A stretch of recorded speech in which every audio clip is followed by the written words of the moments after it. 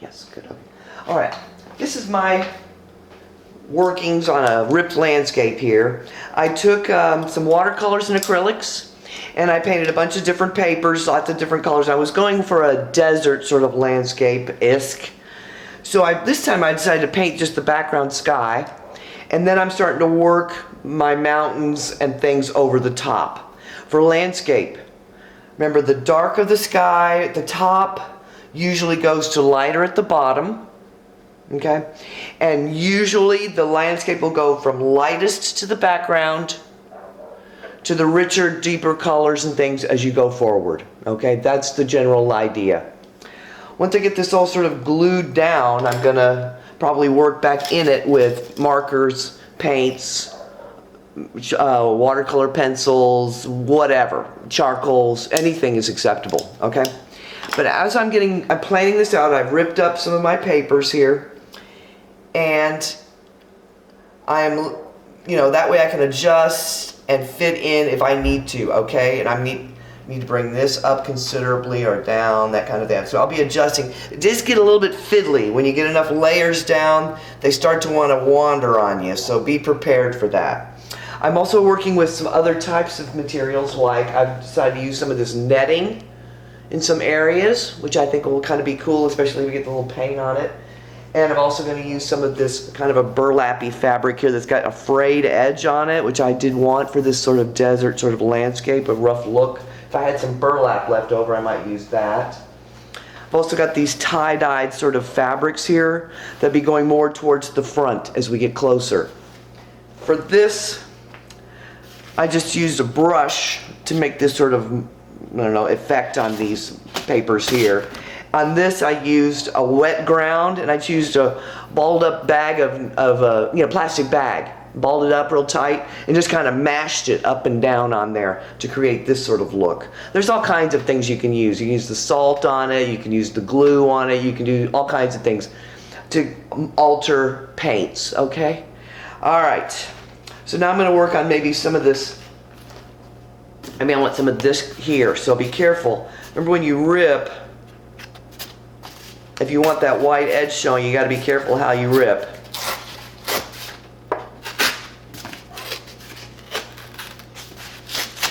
And then you can take away as much or as little as you want, okay? Maybe I want quite as much here. Different shapes. See, I'm going to probably want to put something there, obviously. So let's bring this back out. This goes over this. Maybe you want to put another piece right here.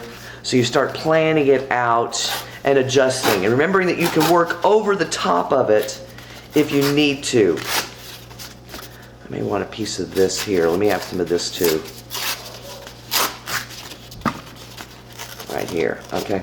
There's some of this. And I want to bring it maybe like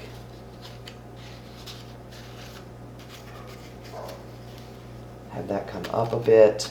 Nice thing about this fabric is it's adjustable. And if I want to put another piece of fabric right in here, I can. Maybe I want to go with something different. Let's try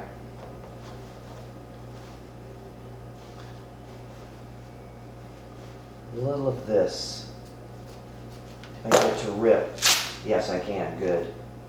I want, since this is sort of a rustic sort of a landscape, I may want to use just a little skosh. No, see, it's too dark in value, I think. Okay? So maybe I want to save this for up here somewhere. Does that make sense? So maybe I want something in here that looks, maybe another piece of this. And if this is too beige for me, I can always go back over it with a little paint. You see, I like that redder color in there, but I may want something a little bit redder even than that. There we go. You see how that starts to work? And you can control what you do.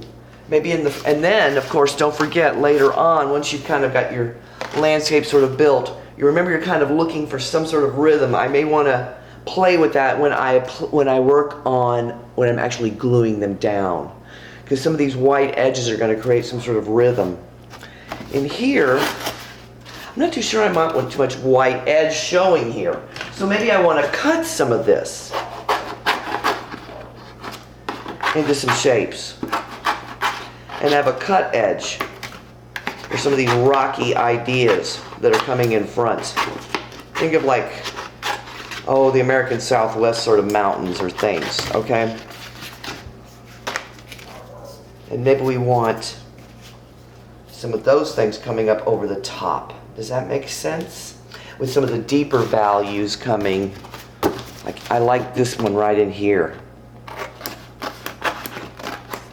Matter of fact, I'm going to use some of that rockiness that's sort of already in the edge of the paint here. And I might decide to rip it anyway, okay? But right now I'm giving myself the option. Do you see how that pops forward? And then I can work in front, over the back, etc. Okay? Maybe bring in some of those fabrics that are a little bit brighter in color up here in the front. Bend them over, roll them over this, etc. You can do all kinds of things. So don't be afraid to experiment. But this is the time you experiment. Maybe I'll bring some hand-drawn element over the top. Maybe I'll bring a collaged element over the top. But I will say this, if you get to a certain point, tamp this part down when you're happy with it. And that way when you work this over the top, it won't be shifting constantly on you. And you can work things over the top of it. But before you do, be sure you're sure, okay? For gluing this down, glue sticks are okay. Mod Podge or your acrylic mediums would be all right. Be careful the amount of application. Use the matte finish if you can, because that will make less of a mess. Rubber cement works really well if you can get that. That's really easy to find at lots of school supply stores and art supplies. Rubber cement, what's nice is if it smushes out from underneath this edge here, once it dries fully, you can just rub it off and it'll go away. Okay, that's real nice. I might even use some Elmer's, just to tamp it down. I might just use a glue stick, but when I'm really ready to finish applying it thoroughly, I can use something else.